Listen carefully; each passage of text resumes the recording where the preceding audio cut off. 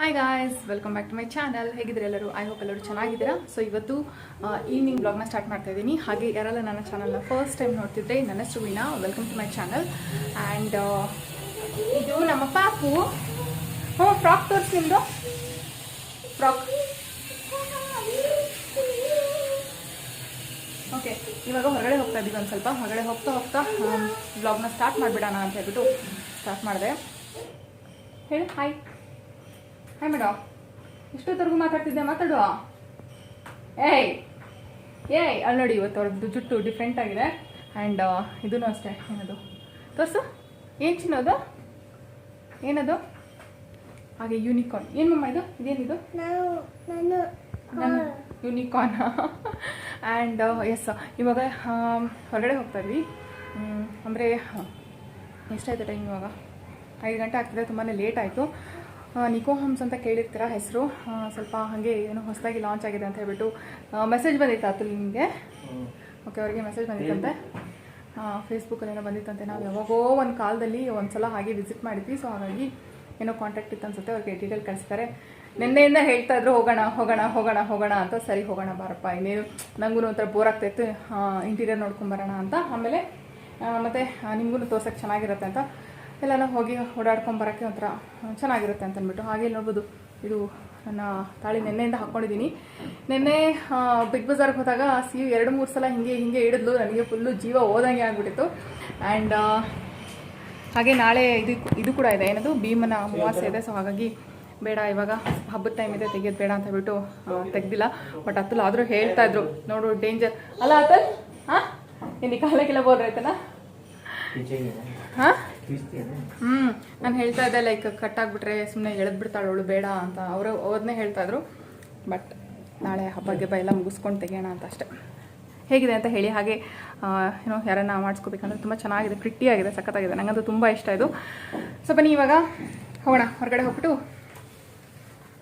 ಸಿಗೋಣ. ಬಾಚಿನೋ ಏನು ಮಾಡೋಣ? ತೋರಿಸು. ಏನು ಮಾಡೋಣ? ಸಿಗೋಣ. Okay, okay. ಜುಜ್ಜು ಮಾಡ್ತೀರಾ ಇವಾಗ? ನೋ, ಭೂ ಬನ್ನಿ ಅಂತ ಹೇಳು ಎಲ್ಲರಿಗೂ. ಹೋಗೋಣ. ಬಾಯ್ ಇಲ್ಲ, ಬಾಯ್ ಇಲ್ಲ. ಓಕೆ ಡ್ಯಾಡಿ ಬಾಯ್ ಇಲ್ಲ. ಹ್ಯಾಪಿ ಜರ್ನಿನಾ? ಹಾಂ, ನಾವು ಹೆಂಗೆ ಹೋಗೋದು ಇವಾಗ? ಓಕೆ, ಖೋಖೋನಲ್ಲಿ ಹೋಗೋದಾ? ಅಲ್ಲೂ ಹೇಳೋರಿಗೆ ಗಾಡಿನಲ್ಲಿ ಹೇಳೋಣ. ಗಾಡಿ ಡ್ರನ್ ಹೇಳು. ಡ್ರನ್ ಹೆಂಗೆ ಬರ್ತೈತೆ? ಡ್ರನ್. ಓಕೆ, ಹೊರಗಡೆ ಹೋಗ್ಬಿಟ್ಟು ಸಿಗೋಣ. ಓಕೆ, ಹಾಂ, ಓಕೆ ಓಕೆ. ಆಮೇಲೆ ಸಿಗೋಣ. ಹಾಂ,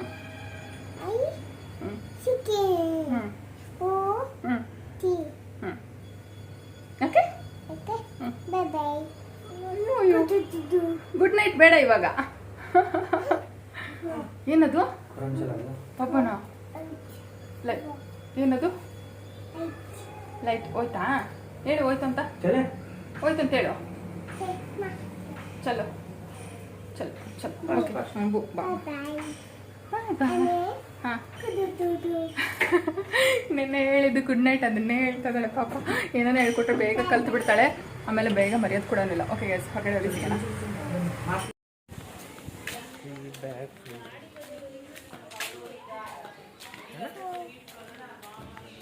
ಹೆಚ್ಚಿನ ಎಲ್ಲಾಡೋ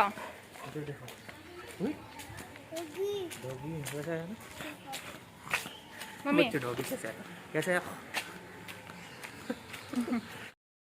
ಓಕೆ ಗೈಸ್, ಇವಾಗ ನಾವು ಭಾರತಿ ಸಿಟಿನ ಎಂಟ್ರ್ ಆಗ್ತಾ ಇದ್ದೀವಿ. ಎಂಟ್ರಿ ಈ ಥರ ಇದೆ. ಇದು ತಣಿಸಂದ್ರ ಮೇನ್ ರೋಡಲ್ಲಿ ಬರುತ್ತೆ. ಹಾಗೆ ಈ ವಿಡಿಯೋ ಬಂದು ಪ್ಯೂರ್ಲಿ ಫಾರ್ ನಾಲೆಜ್ ಪರ್ಪಸ್ ಅಷ್ಟೇ. ನನಗೆ ಗೊತ್ತಿರೋ ಇನ್ಫಾರ್ಮೇಷನ್ ನಿಮಗೆ ಶೇರ್ ಮಾಡೋಣ ಅಂತ. ನಾನು ಭಾರತಿ ಸಿಟಿ ಆಗಲಿ ನಿಕೋ ಹೋಮ್ಸ್ನಾಗಲಿ ಪ್ರಮೋಟ್ ಮಾಡ್ತಾ ಇಲ್ಲ. ನೀವೇನ ಬೈ ಮಾಡ್ತೀವಿ ಅಂತ ಹೇಳಿದ್ರೆ ನಿಮ್ಮ ರಿಸರ್ಚ್ ಮಾಡಿ ನೀವು ಬೈ ಮಾಡಿ. ಯಾವ ಥರ ಇನ್ಫಾರ್ಮೇಷನ್ ಅಂತ ಹೇಳಿದ್ರೆ, ಬೆಂಗಳೂರು ಅಲ್ಲದೆ ಇರೋರು ಹೊರಗಡೆಯಿಂದ ಈ ವಿಡಿಯೋಸ್ನ ನೋಡ್ತಿದ್ರೆ ನೀವು ಸಾಮಾನ್ಯವಾಗಿ ಏನು ಕೇಳಿರ್ತೀರ, ತಾಲೂಕು ಪಂಚಾಯತ್ ಲೆವೆಲ್ಲು ಆ ಥರ ಸೈಟು ಮನೆ ಅಂತ ಕೇಳಿರ್ತೀರ. ಬಟ್ ಬೆಂಗಳೂರಲ್ಲಿ ತುಂಬಾ ಡಿವಿಷನ್ಸ್ ಇದೆ.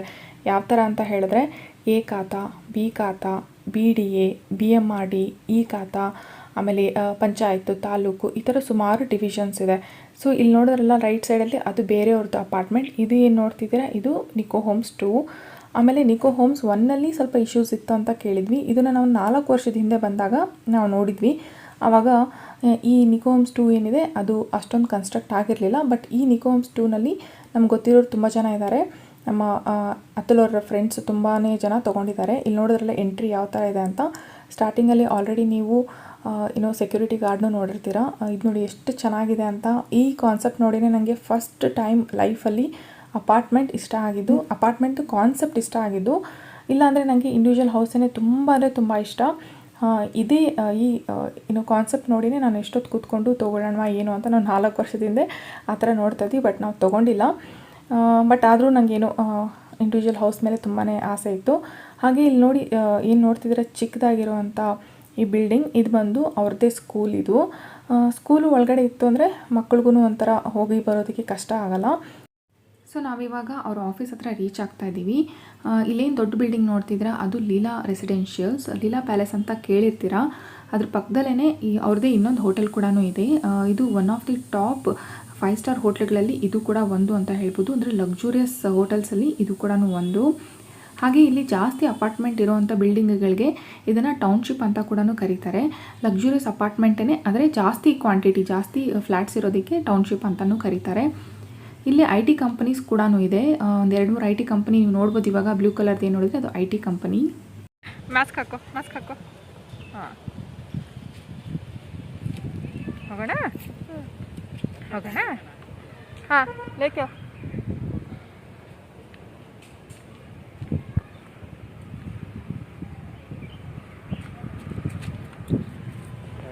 ಸೊ ಏನು ನೋಡ್ತಿದ್ದೀರಾ ಇದೆಲ್ಲ ಸ್ವಲ್ಪ ಗಾರ್ಡನ್ ಏರಿಯಾ. ಇದೆಲ್ಲ ಮೇ ಬಿ ಚೇಂಜ್ ಆಗುತ್ತೆ ಅನಿಸುತ್ತೆ. ಏನಕ್ಕೆ ಅಂದರೆ ಇಲ್ಲಿ 4 ಕೂಡ ಲಾಂಚ್ ಮಾಡ್ತಾ ಇದ್ದಾರೆ ಇದೇ ಪ್ಲೇಸಲ್ಲೇ. 1 and 2 ರೆಡಿ ಇದೆ, 3ನೇದು ಬರಬೇಕಿತ್ತಂತೆ. ಬೇರೆ ಕಡೆ ಲಾಂಚ್ ಮಾಡ್ತಿದ್ರಂತೆ, ಅದೇನೋ ಇಶ್ಯೂಯಿಂದ ಬಂದಿಲ್ಲ ಅಂತ ಹೇಳ್ತಾಯಿದ್ರು ಈ ಸೇಲ್ಸ್ ಮ್ಯಾನೇಜರ್. ಆಮೇಲೆ ಇನ್ನೇನು ನೋಡ್ಬೋದು, ಇವಾಗ ಸಿಯು ಹೋಗ್ತಾ ಇದ್ದಾಳೆ ಪುಟ್ಟ ಹೆಜ್ಜೆ ಇಟ್ಕೊಂಡು. ಫ್ರಾಕ್ ಹಾಕ್ಕೊಂಡು ಹೇಗೆ ಕಾಣಿಸ್ತಿದ್ದಾಳೆ ನೋಡಿ. ಫುಲ್ಲು ಬಾ ಮಮ್ಮ ಅಂತ ಕರಿತಾ ಇದ್ಲು. 2 ಜುಟ್ಟು ಹಾಕ್ಕೊಂಡು ಫ್ರಾಕ್ ಹಾಕ್ಕೊಂಡು ಒಂಥರ ಏನೋ ಕ್ಯೂಟಾಗಿ ಕಾಣಿಸ್ತಾ ಇದ್ದಾಳೆ. ಎಷ್ಟಾದರೂ ಅಮ್ಮ ಅಲ್ವಾ, ನನಗೆ ಕ್ಯೂಟಾಗಿ ಕಾಣಿಸ್ತಾಳೆ. ಆದರೂ ತುಂಬ ಜನ ಸಿಯುಗೆ ತುಂಬಾ ಪ್ರೀತಿ ಕೊಡ್ತೀರಾ. ನನಗೆ ತುಂಬಾ ಖುಷಿ ಆಗುತ್ತೆ. Thank you so much everyone. ಎಲ್ಲರೂ ಅಷ್ಟೇ ಸಿಯುಗೆ ಎಷ್ಟು ಪ್ರೀತಿ ಕೊಡ್ತೀರಾ. ಆಮೇಲೆ ಹೊಸ ಸಬ್ಸ್ಕ್ರೈಬರ್ಸ್ ನನಗೆ ತುಂಬ ವಿಶ್ ಮಾಡ್ತಿದ್ದೀರಾ, ನಿಮ್ಮ ಚಾನಲ್ ಗ್ರೋ ಆಗಲಿ ಅಂತ ಹೇಳಿಬಿಟ್ಟು. ನಿಜವಾಗ್ಲೂ ನನಗೆ ಎಷ್ಟು ಖುಷಿ ಆಗ್ತಿದೆ ಅಂತ ಹೇಳಿದ್ರೆ, ಇದನ್ನೇ ನಾನು ತುಂಬ ದಿನದಿಂದ ನಾನು ಬಯಸ್ತಾ ಇದ್ದಿದ್ದು ಅಂತ ಹೇಳ್ಬೋದು. ಸೊ ಇದು ಆಫೀಸ್ ಇದೆ. ಇವಾಗ ಆಫೀಸ್ ಈ ಥರ ಇದೆ, ನೋಡ್ಬೋದು ಎಷ್ಟು ಜನ ಬಂದಿದ್ದಾರೆ ಅಂತ. ಆಫೀಸಲ್ಲಿ ಇಲ್ಲೇ ಇದು ಮಾಡಿದ್ದಾರೆ, ಏನಂದರೆ ಮಾಡೆಲ್ ಫ್ಲ್ಯಾಟ್ಸ್ ಕೂಡ ಮಾಡಿದ್ದಾರೆ. ನಾನು ಮಾಡೆಲ್ ಫ್ಲ್ಯಾಟ್ಸ್ದು 2 BHK 3 BHK 2.5 BHK ಎಲ್ಲದ್ರದ್ದು ನಾನು ವೀಡಿಯೋಸ್ನ ತೊಗೊಂಡು ಇಟ್ಕೊಂಡಿದ್ದೀನಿ. ನಿಮಗೆ ಕಮಿಂಗ್ ಡೇಸಲ್ಲಿ ಶೇರ್ ಮಾಡ್ತೀನಿ. ನಿಮಗೂ ಒಂದು ಐಡಿಯಾ ಬರುತ್ತೆ. ಇಂಟೀರಿಯರ್ ಮಾಡಿಸೋರಾಗಿರ್ಬೋದು ಅಥವಾ ಏನನ್ನ ಚೇಂಜಸ್ ಮಾಡಬೇಕು ಮನೆಯಲ್ಲಿ ಅಂತ ಹೇಳಿದ್ರೆ ನಿಮ್ಗೊಂದು ಐಡಿಯಾ ಬರುತ್ತೆ. ಇದು ಮಾಡೆಲ್ಸ್ ಮಾಡಿಟ್ಟಿದ್ದಾರೆ, ನೋಡ್ಬೋದು.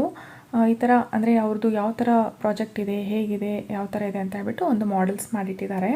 ಆಮೇಲೆ ನೀವು ಇಂಟೀರಿಯರ್ ಮಾಡಿಸ್ದೇ ಇದ್ರೂ ನಿಮ್ಗೊಂದು ಐಡಿಯಾ ಇರುತ್ತೆ. ನಿಮಗೆ ನೀವೇ ಏನನ್ನ ಚೇಂಜಸ್ ಮಾಡಬೇಕು, ಮೇಕ್ ಓವರ್ ಮಾಡಬೇಕು ಅಂತ ಹೇಳಿದ್ರು ನಿಮಗೂ ಒಂದು ಐಡಿಯಾ ಇರುತ್ತೆ. ಆಮೇಲೆ ನನಗೂ ಫ್ಯೂಚರ್ಗೆ ಹೆಲ್ಪ್ ಆಗುತ್ತೆ ಅಂತ ನಾನು ಬೇರೆ ಮಾಲ್ಗೆಲ್ಗೇನು ಓಡಾಡೋದು, ಇಲ್ಲೇ ಬರೋಣ.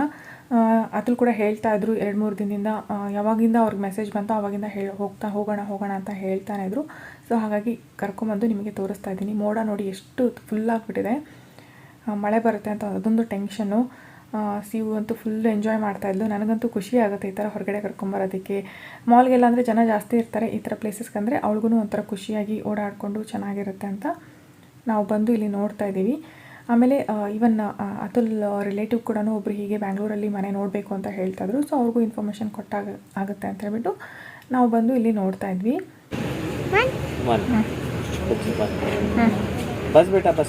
ಬಸ್ ಚಿನ್ನ ಸಾಕು.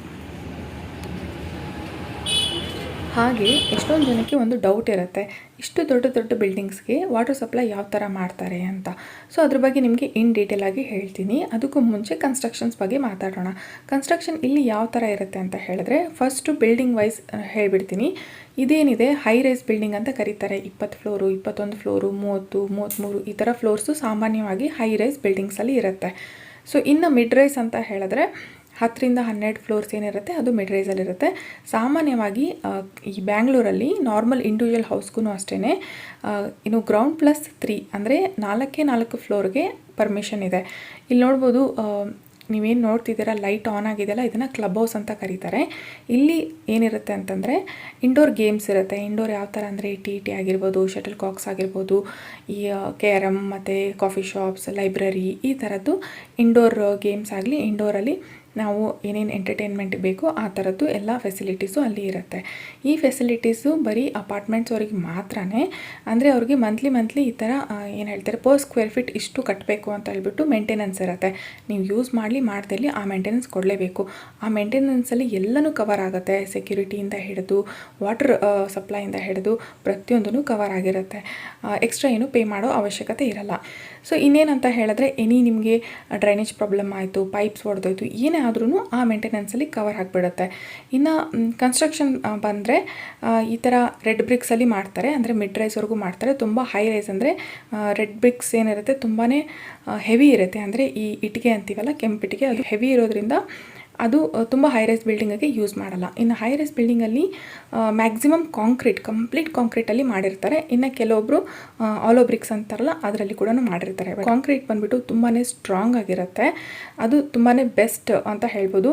ಇನ್ನು ಆಲೋ ಬ್ರಿಕ್ಕಲ್ಲಿ ಮಾಡಿದ್ರೆ ಕಾಮನ್ ವಾಲ್ ಇಡೋ ಹಾಗಿಲ್ಲ, ಬಟ್ ಕಾಂಕ್ರೀಟಲ್ಲಿ ಮಾಡಿದ್ರೆ ಕಾಮನ್ ವಾಲ್ ಇರುತ್ತೆ. ಅದು ತುಂಬಾ ಸೌಂಡ್ ಪ್ರೂಫಿಂಗ್ ಇರುತ್ತೆ.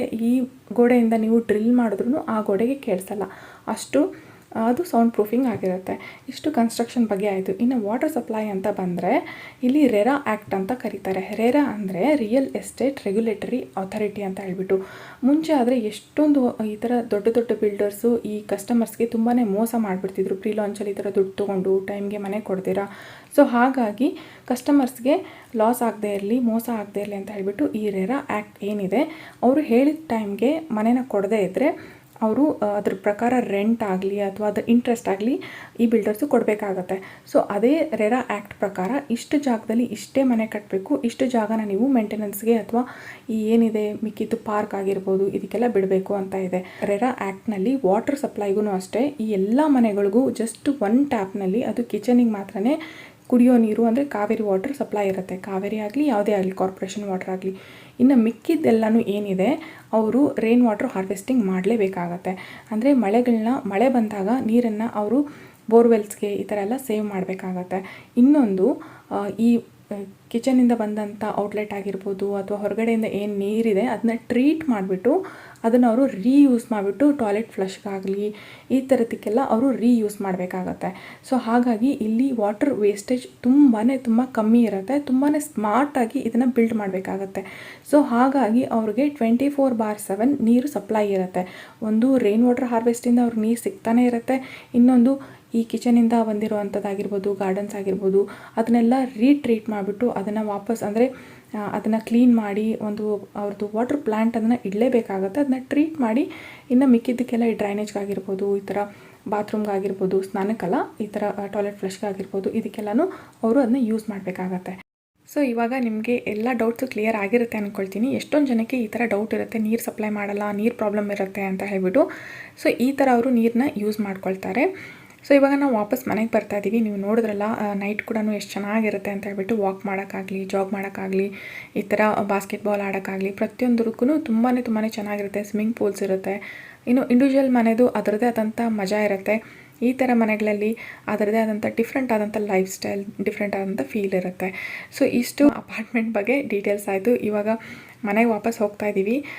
ಅದ್ರಲ್ಲಿ ನನಗೆ ಕೇಳ್ತಾಯಿದ್ರು, ನೀನೆಲ್ಲ ಚೆನ್ನಾಗಿ ತೊಗೊಂಡೆ ಅಲ್ವಾ, ಇನ್ನೇನಾದರೂ ಬಿಟ್ಟಿದ್ದೀವಿ ವಾಪಸ್ ಕರ್ಕೊಂಡು ಹೋಗಲ್ಲ ಅಂತ ಕೇಳ್ತಾಯಿದ್ರು. ಸೊ ಇವಾಗ ಬನ್ನಿ ಮನೆಗೆ ಹೋಗೋಣ. ಮನೆಗೆ ಹೋದ್ಮೇಲೆ ನಿಮಗೆ ಮಾತಾಡೋಣ. ಇವಾಗಷ್ಟೇ ಮನೆಗೆ ಹೋದ್ವಿ. 8:30 ಆಗ್ತದೆ.